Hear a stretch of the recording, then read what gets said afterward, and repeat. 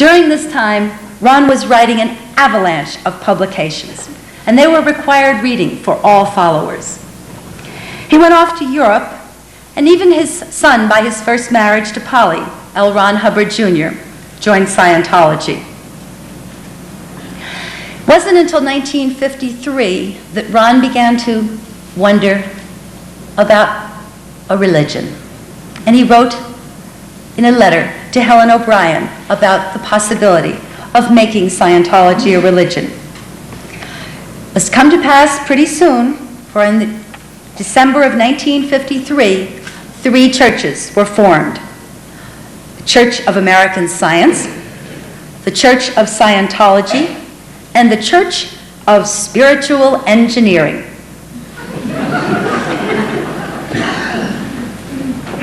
In February, in 1954, the Church of Scientology in California was incorporated. The E-meter was discontinued. The other Dianetics groups or Scientology groups were encouraged to become a religion. And Ron was publishing the names of those who were in good standing. By the way, one thing I neglected to mention, in his bitter dispute with Don Purcell had retained the rights to Dianetics until 1954, when he finally gave up and gave it back to Ron.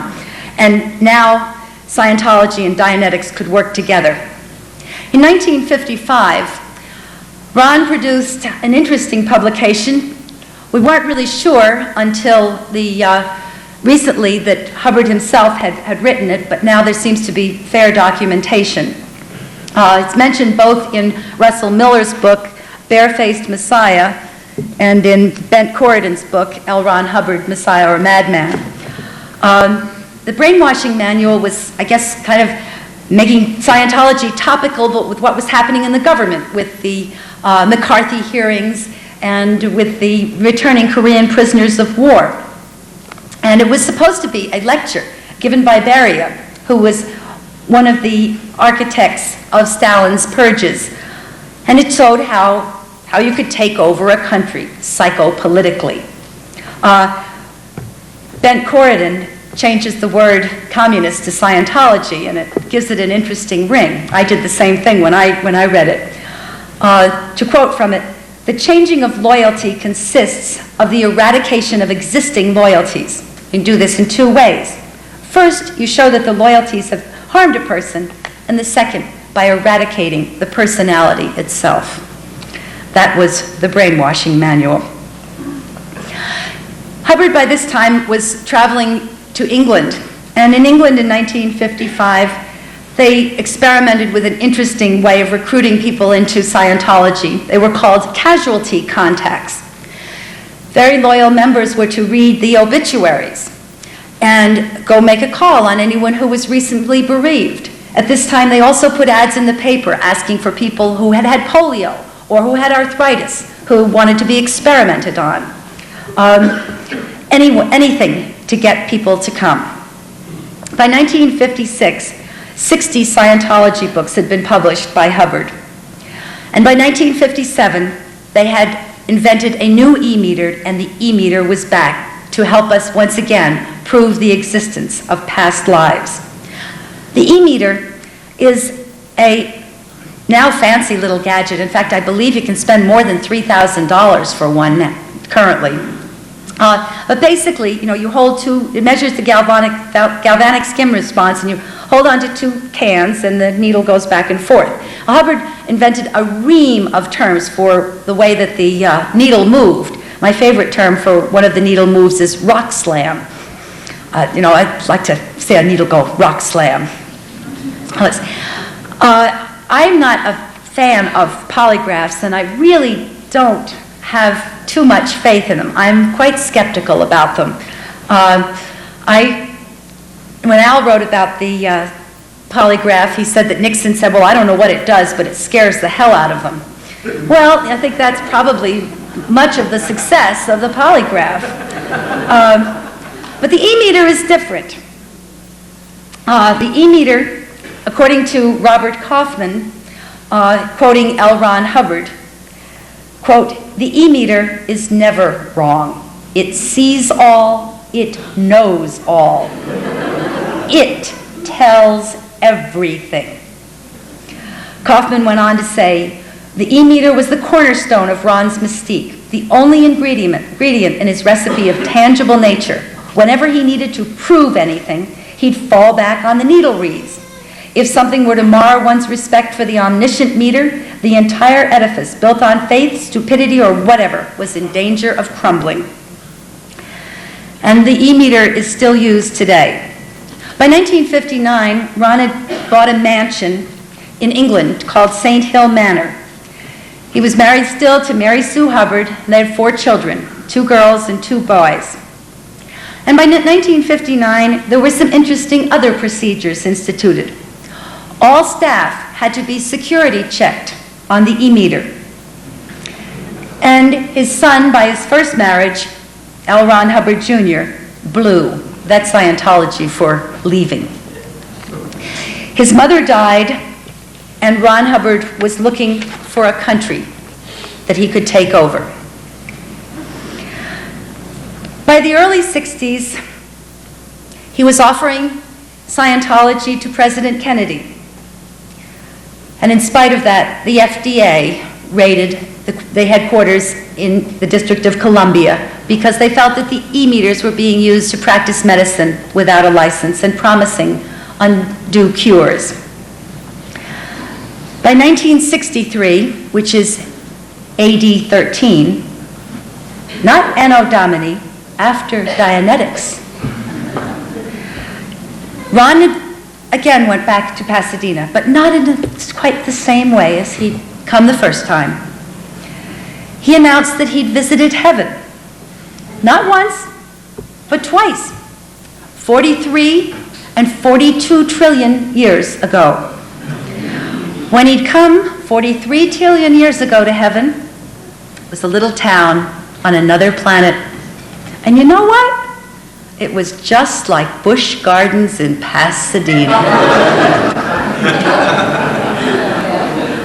When he went back a trillion years later, he said, it was a bit shabby. But all was not heaven on earth for Ron, because Australia was beginning to investigate Scientology. And now Scientology had ethics officers. And people could be declared SPs, or suppressive persons. As I look around, I see a few of you. And by 1965, the Anderson Report on Scientology was issued in Australia. Anderson had read reams of Scientology material. Remember, it was all public. It was open. It was available. He called on all kinds of expert witnesses and ex-members. He talked about the brainwashing manual and rewrote parts of it, substituting Scientology for communism. His report was very damning, very, very strongly worded. I don't know if I would have made such a strong statement in making that report. The material really did speak for itself. And Scientology was very upset and issued their own answer to the Anderson Report, calling it the Kangaroo Court. After that, the courses and the writings of Scientology became secret. And Ron started writing more about what to do with someone who went against them. He said, you feed lurid blood, sex, and crime to the press. You investigate them for felonies or worse. Don't ever tamely submit. And in 1966, the first ever Real Clear was announced, and Ron resigned. Really didn't resign, but he said he did. He then formed the Hubbard Explorational Company, and they purchased 3 ships. By this time, whether he was convinced or not, he decided he wanted to travel, but most of all, he wanted to return to the sites where in all of his past lives he had buried gold and recover it. 1967, Ron went to the Canary Islands. He was depressed. Dust and odors were bothering him very much. When I read that, I was rather amused and reminded me of another guru of late of the United States, the Bhagwan Sri Rajneesh. And the Bhag had several women whose job it was to stand outside the door of the lectures and sniff everyone before they came in. And many people didn't pass the sniff test. You had to really work up a lather and buy the Bhag's shampoo to do it with before you were allowed in to his lectures.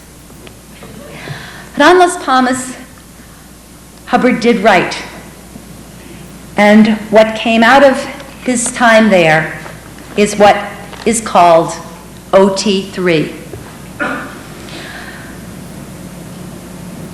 I will read it to you from Hubbard's own words. The head of the Galactic Confederation, 76 planets around larger stars visible from here, founded 95 million years ago, very space opera, solved overpopulation, 250 billion or so per planet, 178 billion on average by mass implanting. He caused people to be brought to Giak, Earth, and put an H-bomb on the principal volcanoes, Incident 2. And then the Pacific ones were taken in boxes to Hawaii, and the Atlantic ones to the Las Palmas, and were there packaged. His name was XENU. He used renegades. Various misleading data by means of circuits, etc., was placed in the implants. When through with his crime, loyal officers captured him after 6 years of battle and put him in an electronic mountain trap where he still is. They are gone. The place, Confed, has since been a desert. The length and brutality of it was such that this confederation never recovered. The implant is calculated to kill, by pneumonia, etc., anyone who attempts to solve it. This liability has been dispensed with by my tech development. One can free will through the implant and die unless it is approached as precisely outlined. The free will, auto-running on and on, lasts too long, denies sleep, etc., and one dies. In December 67, I knew somebody had to take the plunge. I did, and emerged very knocked out, but alive. Probably the only one ever to do so in 75 million years. I have all the data now, but only that given here is needful. Good luck. That is now secret doctrine, but Brent put it in his book. I've read it many times. It really never made too much sense to me. It sounded kind of fun, all these guys getting blown up in volcanoes. Scientologists are supposed to believe that doctrine really, truly can physically help them. By 1968, Hubbard was still looking around for a country and still on his ships. He had recovered from his depression in the Canary Islands. He had his whole family with him on the ship Apollo. It wasn't quite called the Apollo then. It wasn't called Apollo until he went to Corfu in 1968 and had a ceremony and renamed all his ships. Then he renamed them Apollo, Athena, and Diana. On these ships, the advanced courses were given. They didn't think they would attract attention, but they kept throwing the bad members overboard. And they did attract attention. And Ron was beginning to suffer from what is now termed in Southern California, NIMBY, not in my backyard. And finally, Corfu asked him to leave. The UK banned Scientology. And by 1969, he was sailing aimlessly, or so it seemed, from Casablanca to Madeira to Lisbon to the Canaries. In 1971, Paulette Cooper wrote a book about Scientology. And Scientology and Paulette went around for years and years and years. I think she finally settled in 1986. But one of the things that they did was to steal her stationery and pen death threats.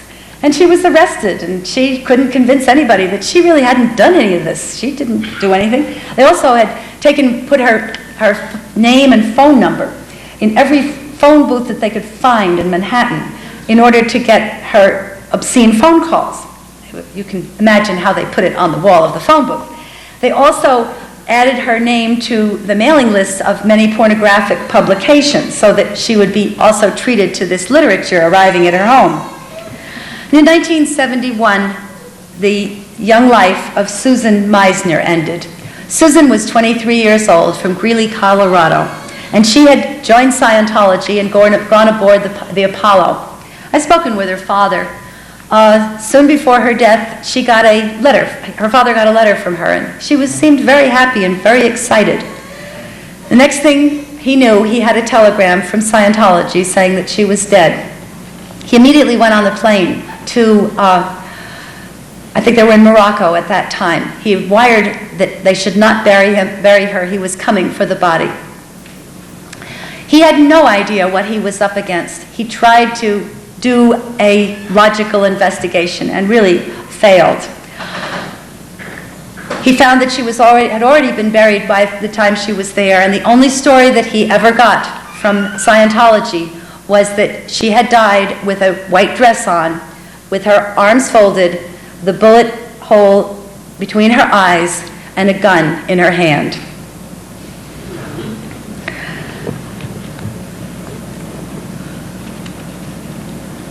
By 1972, Scientology was becoming more and more concerned about its, quote, enemies, and they had formed a formal intelligence bureau called the Guardian's Office. There was also more emphasis placed on the Commodore's Messenger Corps, the young people, the children of Scientologists on the ship who were coming to serve Hubbard more and more. And France found them fraudulent. In 1972, they instituted an operation called Snow White. Snow White was an operation to launder government files, those of the IRS, the Coast Guard, the DEA, the U.S. Attorney in Los Angeles, and in D.C., and many other places. And Ron spent much of that year in Queens. He returned to the ship in 1973 and was almost immediately injured in a motorcycle crash, and it took him 6 months to recover. He was 62 years old by this time. And they instituted a new thing, the Rehabilitation Project Force, where people who were disloyal were sentenced to all kinds of extreme behavior. In 1974, Ron requested all of his medals from the Army, 20 or so he figured he deserved. The Navy answered promptly and sent him 4. He was fearful that Switzerland was going to change its laws, so he sent some of his trusted aides to Switzerland to move the money. The aides reported that the money was in large bills and it was 4 feet high and 3 feet thick. The FBI was also beginning to ask questions, and the Guardian's Office sent Hubbard a secret message saying that they were waiting for him. So instead of going back to the United States, he went down to the Caribbean. But by 1954, his desire to come back to the United States was finally realized when they moved into Daytona and Clearwater, Florida. By 1975, too, there were so many new words that every Scientologist had to have dictionaries to look all of the words up. And they bought the Fort Harrison Hotel in Clearwater, Florida, for $2.3 million in cash under the name the United Churches of Florida. And they met Mayor Gabe Cazares. Gabe is a rather jovial man, really a delight with a marvelous sense of humor. And he has now settled his case with Scientology, but he put up a gave them a really good fight in Clearwater, Florida. By 1976, Snow White was failing. The people who were in the government offices had been discovered, and one of them, Michael Meisner, was indicted. Meisner began running, and Hubbard came back to Southern California and bought a place in La Quinta near Palm Springs for $1.3 million. And in 1976, his son, Quentin, committed suicide. By 1977, they needed new things, and one of the members invented the idea of a purification rundown that would help one to better living. And Michael Meisner was tired of running and went to the FBI. As a result of that, on the 8th of July in 1977, the FBI raided Scientology's headquarters in Washington, D.C. and Los Angeles. And Hubbard went to stay in Sparks, Nevada. At this time, Jim Barry, the cartoonist, had the misfortune of writing a cartoon that said, well, I was into Est and LifeSpring and Scientology, and now I'm into money. And it showed a man standing with a pile of money around him. Well, he became the subject of another investigation by Scientology. And about 1977, we in the Cult Awareness Network were beginning to get reports of a manual called the Deprogramming Manual. It was dedicated to Ted Patrick. And it said if you wanted to deprogram anyone, you had to destroy their holy works, and you had to abuse them physically and verbally, and you had to have sex with them. And that's how you could deprogram anybody. I have no idea whether it came from Scientology or not, but there was a notation in one of the files that the FBI recovered where the Scientologists were said in their log, create deprog manual. I don't know, maybe somebody else did it. But it did get wide circulation and has caused problems for us explaining what counseling is ever since.